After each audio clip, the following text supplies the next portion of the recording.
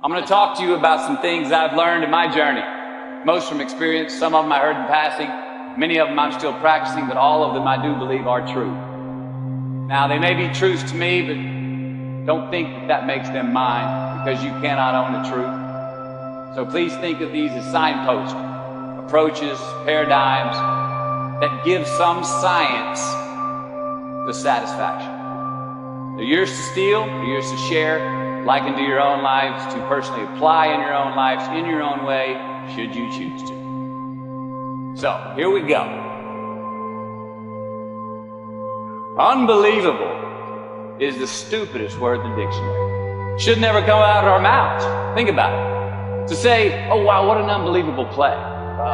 It was an unbelievable book, an unbelievable film, an unbelievable act of courage. Really? It may be spectacular, it may be phenomenal, most excellent or outstanding, but unbelievable? Give others and yourself more credit. It just happened, you witnessed it, you just did it, believe it. Give your obstacles credit. You know, once you do find your frequency on something, go forward if you're a non-tyrant and don't ask permission. And that's the not giving a damn part. I've found that the world will actually acquiesce and go, yeah, I'll give you a green light on that if you actually go forward and mean it, and you're going to do it by hook or by crook and not ask permission. Life is not easy. It is not. Don't try to make it that way. Life's not fair. It never was. It isn't now, and it won't ever be. Do not fall into the trap, the entitlement trap, of feeling like you're a victim. You are not. Get over it. Get on. And yes, most things are more rewarding when you break a sweat to get them. Sit here in that discomfort long enough to go, okay, until you come out the other side to go, all right, I'm good with me again. I don't want to leave a place I traveled to until I get to the point of going, I could live here. This could be my existence. And as soon as I get to that point, then I'm like, okay, you can go. Now I can go. It's the same thing in the personal journeys. Stick with it until you get through the discomfort, uncomfortable times, until you go, you know what? I can spend time with myself. I could do this. I could do this forever. Well, then it's okay to go re-engage, pick up your phone, go see your friends, go have a drink, what have you. Go look for those things that are other relationships in life. But hopefully not until. There's great value in not doing that until you go, I'm good with me and me for right now. So, to any of us, whatever those things are, whatever it is we look up to, whatever it is we look forward to, and whoever it is we're chasing, to that I say amen. To that I say, all right, all right, all right. To that I say, just keep living, huh?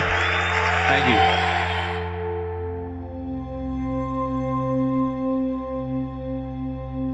you. See, happess is an emotional response to an outcome. If I win, I will be happy. If I don't, I won't. It's an if-then, cause and effect, quid pro quo, standard that we cannot sustain because we immediately raise it every time we attain it. See, happiness demands a certain outcome. It is result reliant. And I say if happiness is what you're after, then you're going to be let down frequently and you're going to be unhappy much of your time. Joy, though. Joy is a different thing. It's something else. Joy is not a choice. It's not a response to some result. It's a constant. Joy is the feeling that we have from doing what we are fashioned to do. It is just as important where we are not as it is where we are. Look, the first step that leads to our identity in life is usually not, I know who I am. I know who I am. That's not the first step. The first step's usually, I know who I am not. Process of elimination. Defining ourselves by what we are not is the first step that leads us to really knowing who we are. South of New Orleans a few years ago, and I went to a voodoo shop.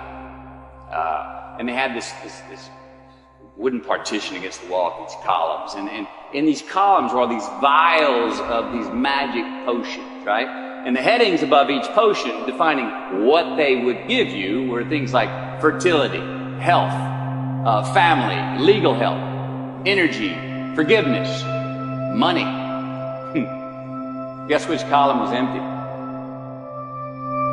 Money. Let's admit it. Money's king today. It's what makes the world go round. It is success. The more we have, the more successful we are, right? Now, I would argue that our cultural values have even been financialized. Humility is not the vogue anymore. It's too passive. It's a get rich quick on the internet, richest 15 minutes of fame world that we live in, and we see it every day. But we all want to succeed, right? So the question that we got to ask ourselves is what success is to us. What success is to you. Is it more money? That's fine. I got nothing against money. No? Maybe it's a healthy family. Maybe it's a happy marriage. Maybe it's to help others, to be famous, to be spiritually sound, to leave the world a little bit better place than you found it.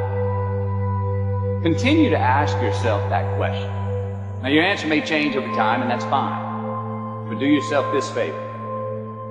Whatever your answer is, don't choose anything that will jeopardize yourself. Prioritize who you are, who you want to be, and don't spend time with anything that antagonizes your character. Don't drink the Kool-Aid, man. It tastes sweet, but you will get cavities tomorrow. All right, life is not a popularity contest. Be brave, take the hill, but first answer that question, what's my hill?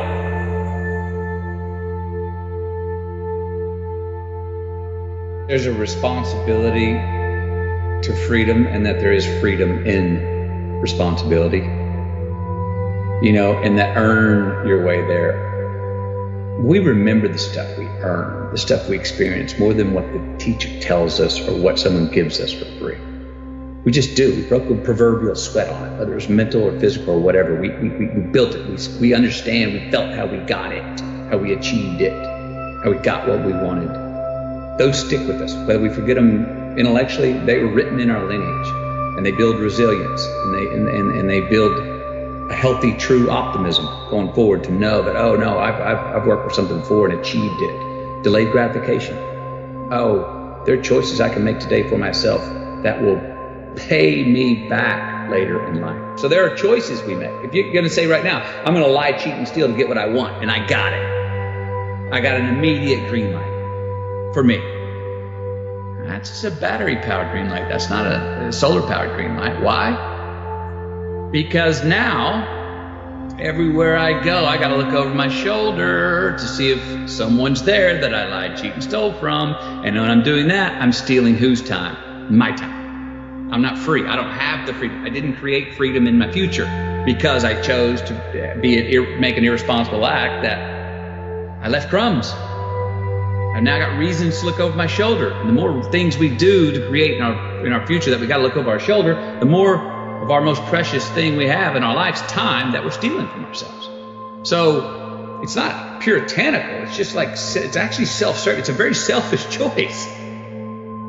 And I'm a fan of the word selfish. I've helped redefine it. But I believe that there are selfish choices we can make that are the most selfless, that there are selfless choices that we can make that are the most selfish choices. Those two are not a contradiction, and we see them that way. Responsibility is appreciation of the past. It's building of a lineage. It's investing in ourselves. It's investing in something we started to build yesterday that we want to take into tomorrow. There's a response that gives us freedom. So be brave, have courage, and when you do, you get stronger, you get more aware, you get more respectful of yourself and that which you fear.